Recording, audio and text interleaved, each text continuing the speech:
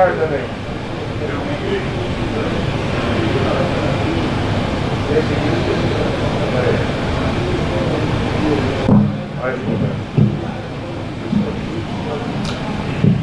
Eu liguei uma televisão em casa outro dia, um noticiário norte-americano, e o presidente novo dos Estados Unidos, o Biden, se dirigia ao conjunto da população nestes termos. Ele fazia um apelo a todos os trabalhadores que se vinculassem a sindicatos. E explicava que não houve na história do mundo uma conquista de trabalhador que não tivesse origem na luta sindical. Aqui no Brasil está acontecendo o contrário. Nós tivemos um governo, depois da queda da Dilma, que se suportava num documento chamado Ponte para o Futuro, que previa a retirada de direitos conquistados pelos trabalhadores no Ocidente nos últimos 50 anos, 60, 80 anos, e cortava fundo a possibilidade financeira da existência dos sindicatos. Era a proposta chamada neoliberal. Como é que surge esse neoliberalismo no mundo? Lá atrás, com a Revolução Comunista na Rússia, os países da Europa, dominados pelo grande capital, pelo capital financeiro, ficaram simplesmente perplexos e o capital apavorado com a possibilidade da instalação do regime comunista na Europa inteira. Neste clima, o movimento sindical, os partidos políticos de esquerda e os movimentos sociais avançaram.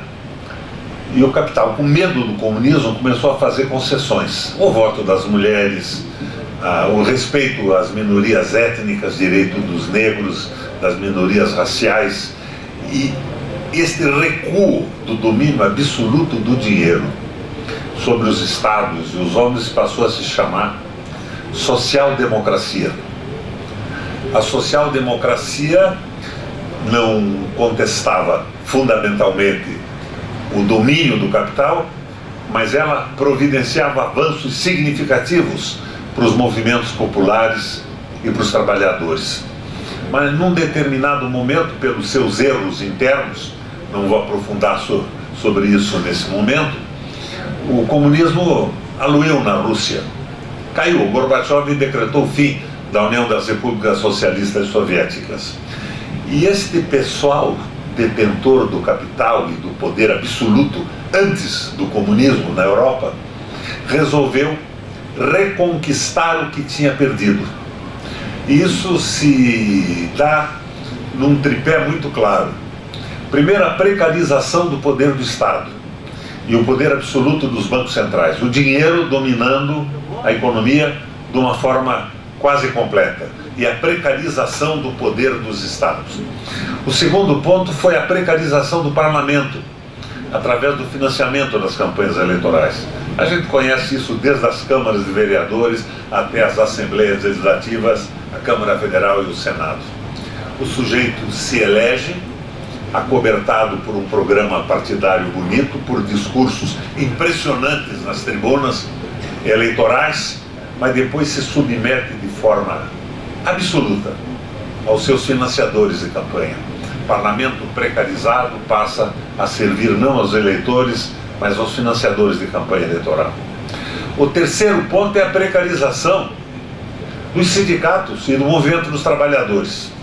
Nós já conhecemos isso no Brasil de perto. Aumento da carga horária, diminuição dos salários, precarização dos sindicatos e fim da própria aposentadoria tripartite, aposentadoria pública. Bootcamp. A aposentadoria pública, por incrível que pareça, não é nenhuma decorrência desse medo do comunismo russo na Europa.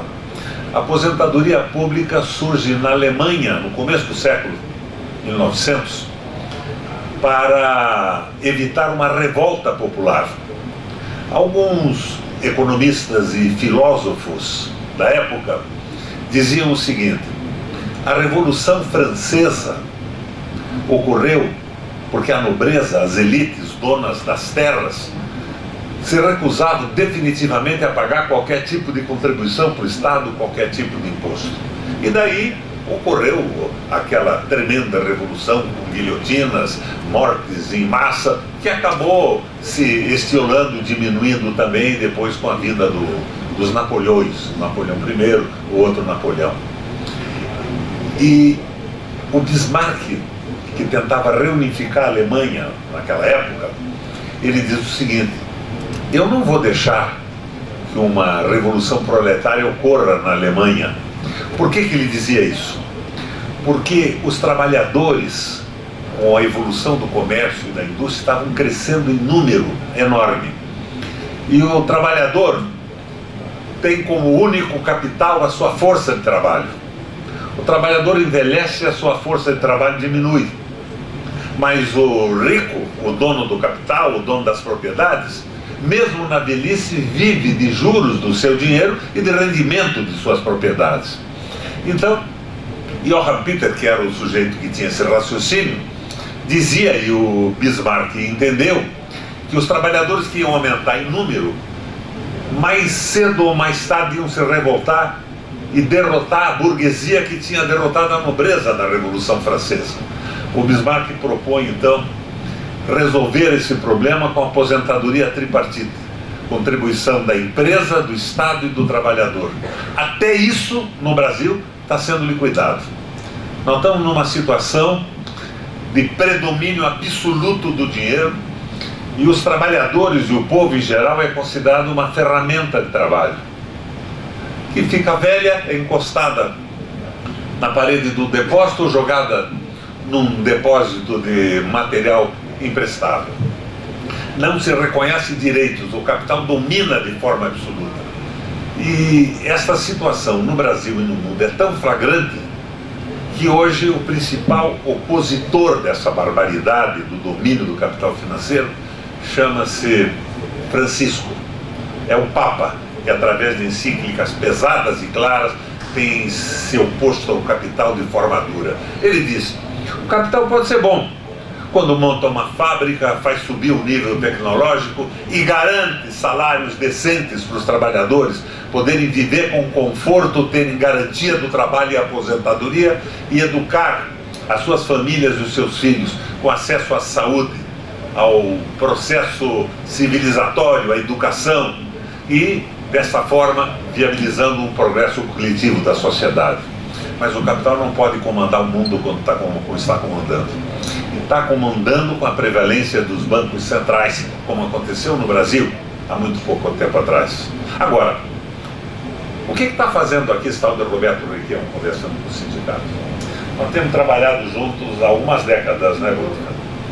Mas eu estou com 80 anos de idade. Eu já fui governador 3 vezes, eu fui senador 2 vezes.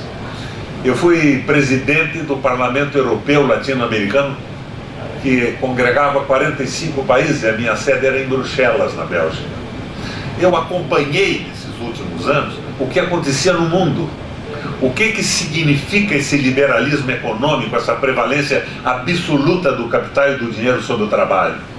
O que isso fez com a Alemanha, atrapalhando o governo da Merkel. O que isso fez para conseguir inviabilizar o governo da Espanha, que era um governo socialista.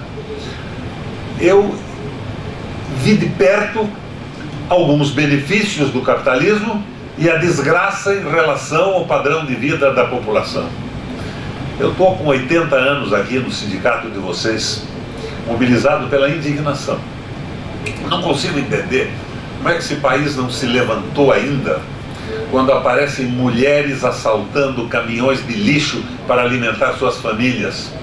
Como tem famílias inteiras se alimentando com sopa de ossos, que até pouco tempo atrás eram descarte de açougues, mas que hoje, com a crise, já são vendidos como ossos de primeira e ossos de segunda, ossos das partes nobres e ossos das partes menos nobres. Eu estou simplesmente horrorizado quando vejo o massacre que o movimento trabalhista está sofrendo no Brasil. Quando até o país matriz do capitalismo no mundo tem um presidente pedindo à população que se sindicalize, porque a estrutura sindical de luta é a única viável para levar à frente avanços nos trabalhadores. Minha gente, aqui no Paraná não é diferente. Nós temos um simulacro, uma continuidade do liberalismo econômico. O governo, por exemplo, diz que as empresas públicas não são mais empresas públicas. Ele declara que elas são empresas de mercado. O que significa isso? Que ao invés de atender o conjunto da população, que é e deveria ser dona das empresas, atende alguns acionistas privados. Eu fui governador 3 vezes. Eu fui governador na crise de 2007 e 2009, quando o Lehman Brothers nos Estados Unidos quebrou e havia uma crise na economia do mundo inteiro.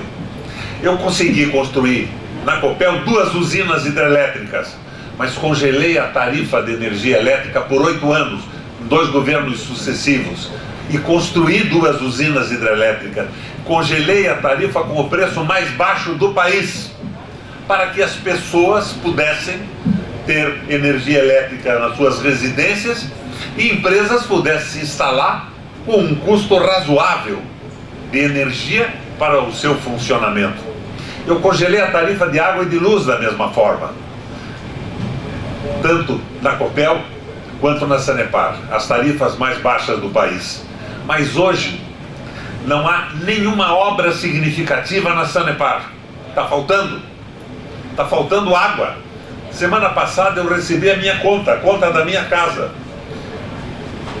Nós não estamos conseguindo lavar a louça, falta a energia elétrica, menos mais água falta todo dia.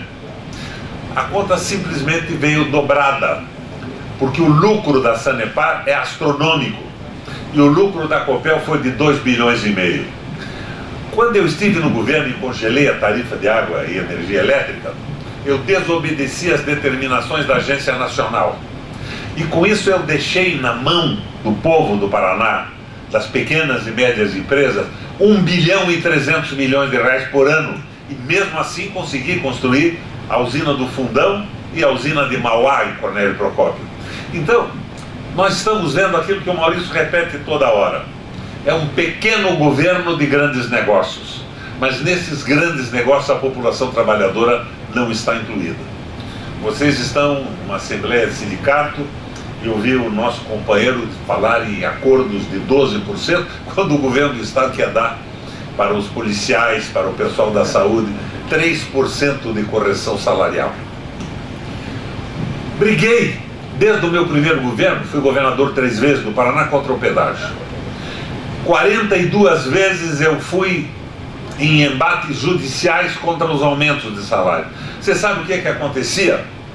O raio do Ministério Público Estadual e Federal davam pareceres a favor do aumento e a favor dos concessionários. E algum juiz, Bútica, dava uma liminar determinando o aumento. Eram liminares que os advogados chamam de liminares satisfativas. Por quê? Porque elas nunca iam ser julgadas no grupo ou no pleno. Elas se transformavam numa sentença definitiva, até que nós perdemos uma eleição e o governo que veio fez um acordo e retirou todas as ações do governo do estado. Mas mais do que isso, o pedágio era um absurdo no seu cálculo básico, era um roubo. Mas além desse roubo havia um sistema que chamava-se de degraus. Quando uma concessionária construísse a duplicação de uma estrada ou de um viaduto, ela podia aumentar a tarifa. Estava previsto no contrato inicial. Em determinado mês de cada ano, tinha que ter uma grande obra pronta. A agência reguladora do estado do Paraná, nomeada pelo governador e pela Assembleia, e o DR, Departamento de Estradas e Rodagens, diziam que estava tudo bem. A obra não tinha sido construída, mas o preço do pedágio era aumentado, gravando toda a sociedade paranaense com aumento de custo. Para vocês terem uma ideia do que significou isso, Maurício e o Arilton, na comissão de pedágio da Assembleia Legislativa, chegaram a um número, 9 bilhões, bilhões com B de bola, não é milhões, e 700 milhões de reais de acréscimo na tarifa. O que aconteceu? Resolveram renovar o pedágio. Não deu bem certo. A Assembleia Legislativa tinha feito um projeto de lei que proibia a renovação, prorrogação de obras. E na Câmara Federal votaram uma lei nesse mesmo sentido. Daí, as empresas de opinião pública avisaram o Bolsonaro e avisaram o Rato que a opinião pública do Paraná já estava numa revolta profunda contra essa continuidade. O que o Rato fez? Ele fez o que o Lerner fez lá atrás. Eu disputei uma primeira eleição com o Lerner, ele era governador. E eu fiz a crítica do pedágio. E ele começou a desabar. Então, ele baixou um decreto que reduziu o pedágio pela metade. E a imprensa toda dizia, o Lerner está a favor do povo, ele reduziu o pedágio pela metade. Ora, porra, ele tinha feito o pedágio, o contrato era dele, ele reduziu na véspera da eleição. E ele se elegeu. Logo depois, apareceu um juiz que deu uma liminar, o Estado deixou essa liminar andar completamente abandonada e o pedágio subiu do dia para a noite 100% e logo depois os degraus e as escadas transformaram o pedágio do Paraná no pedágio mais caro do mundo. O Rato está fazendo a mesma coisa, ele já cedeu as estradas do Paraná para o governo federal fazer o pedágio. Fizeram um acordo de leniência em que as atuais empresas que nos roubaram poderão participar das licitações, mas atrasaram a licitação para depois da eleição. Nós estamos vivendo um processo que tem esta semelhança em todos os casos. Anunciavam um aumento do número de trabalhadores com o fim dos direitos dos trabalhadores. Vocês viram que nós estamos indo num caminho terrível. A gente vai a um mercado e vê que o mesmo dinheiro com que nós fazíamos uma compra há 2 anos atrás, não compra 10% do que nós comprávamos. Vocês estão vendo carne com preços simplesmente astronômicos. Eu vi outro dia filé mignon especial, absolutamente limpo, de uma empresa chamada Wessel, a R$250 o quilo. E da mesma forma, todas as carnes aumentam de uma forma extraordinária.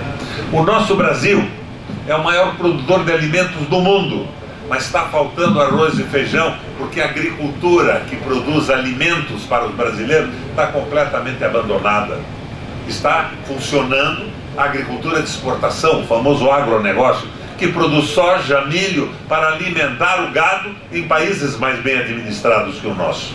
Veja, não é uma coisa absolutamente ruim o agronegócio. Ele nos garante recursos para que o Brasil comercie com o mundo em moedas fortes. Mas há um abandono total da agricultura de subsistência no Brasil. A diversidade da agricultura.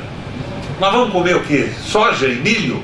Mas mesmo a soja faltou esse ano para ser moída e transformar em óleo de soja, porque tinham aproveitado o dólar alto e vendido tudo. Não há planejamento, não há mais estoques reguladores no Brasil. E no Paraná é exatamente a mesma coisa. Eu não quero falar com vocês sobre a corrupção do governo. Eu não sou polícia, eu não sou do Ministério Público, eu não sou juiz. Nós precisamos entender o que está acontecendo, porque se a gente não entender em profundidade o que acontece e por que acontece, nós não vamos poder mudar essa realidade. E a mudança da realidade implica em propostas que viabilizem a vida das pessoas, que cuide das punições às instituições. Um governo novo tem que cuidar da viabilização do salário das pessoas, da viabilização da alimentação, porque a nossa agricultura se transformou em terras que são vendidas a grupos estrangeiros. Daqui a pouco nós não poderemos andar pelo interior do Brasil, porque os proprietários não falam nem a nossa língua. Eles estão lá plantando alimentos para a sobrevivência dos seus países. E esses países todos que se desastraram com o liberalismo econômico querem resolver os problemas internos com a escravização do brasileiro. Trabalhadores semi-escravizados, sem direito algum. E isso nos faz mobilizar. O pessoal me diz, mas Requião, você está nisso com 80 anos, já foi senador 2 vezes, foi presidente de organizações internacionais como o Parlamento Europeu Latino-Americano, foi senador 2 vezes, você tem 40 anos. Eu fiz alguns testes lá em Bruxelas, onde era a sede da Eurolat. Médicos sofisticadíssimos, aparelhos incríveis, você entrava por um tubo, saía pelo outro, e no fim eles me disseram, Requião, você tem mesmo razão, você tem que colocar um horizonte, porque a tua vida não é eterna, um horizonte na tua situação. Eu fiquei apavorado. E qual é o meu horizonte? O que é que eu posso fazer? Eles me disseram textualmente, Requião, você tem 80 anos e segundo os nossos exames você só tem mais 40 anos de vida útil, depois se aposenta. Então, eu estou trazendo aqui para vocês a minha indignação. Dizem, o Requião está em campanha para o governo do Estado. Não estou. Eu estou numa tentativa de fazer o Paraná entender o que está acontecendo. Se nós não tivermos um povo politizado o suficiente para entender o porquê acontece isso e o que a gente tem que modificar para que não continue acontecendo, governo algum vai conseguir fazer nada.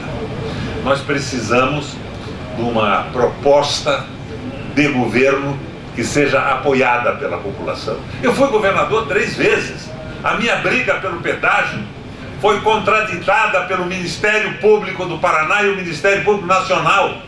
E juízes que deram liminar. Foram 42 ações. E nós perdemos as 42, que nunca foram julgadas. Ficava o parecer do Ministério Público e a liminar do juiz. Nós precisamos ter um movimento forte de opinião. Mas no caso específico de vocês, companheiros, reforcem os sindicatos. Os sindicatos são a única arma que o trabalhador tem no planeta Terra para conseguir avanço de direitos.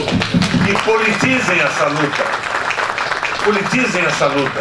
Vocês têm que entender, além da briga contra o capital, para a melhoria do salário, da condição de trabalho, tem que entender o que precisa mudar para que o capital deixe de mandar no mundo. Essa luta é bíblica. Não é minha, não é do Papa Francisco. Não se pode servir a Deus e a Mamon. E Mamon na Bíblia não é nem outro Deus, nem outro diabo. Mamon significa em hebraico dinheiro. O dinheiro e a ganância de 1% da população do mundo não podem dominar e escravizar trabalhadores, transformados em instrumentos de trabalho sem direito algum, colocados para morrer com os descuidos da Covid-19, como diz o nosso presidente, deixa contaminar tudo, vai ficar mais barato para a Previdência, os mais fracos vão morrer e não vão gravar mais com o seu direito à aposentadoria. São completamente loucos e subordinados ao interesse do dinheiro. Por isso, com o máximo prazer, eu vim participar dessa assembleia de vocês nesta manhã. A Força Sindical do Paraná, cá entre nós, Burco, é diferenciada da Força Sindical brasileira. Não que não tenhamos outros movimentos de qualidade na Força Sindical, mas a do Paraná sempre saiu na frente, sempre foi a mais politizada e a mais mobilizada. Isso me dá uma satisfação enorme de poder colocar algumas ideias para vocês aqui. Mas afinal, Requião, você é candidato ao governo do Estado? Eu não tenho partido. Eu saí do PMDB. Porque o PMDB se transformou num balcão de negócio. O PMDB na Assembleia, o presidente do PMDB votou a favor do pedágio. Está votando a favor dos 3% de correção salarial dos trabalhadores do Estado do Paraná. Mas concede tudo a juízes e promotores. É um esquema de elites comandando o Estado. Eu saí do partido, embora eu tenha sido o fundador do PMDB do Paraná. A ficha número 1 do PMDB era minha. E eu escrevi o estatuto do PMDB junto com alguns companheiros, nacionalmente.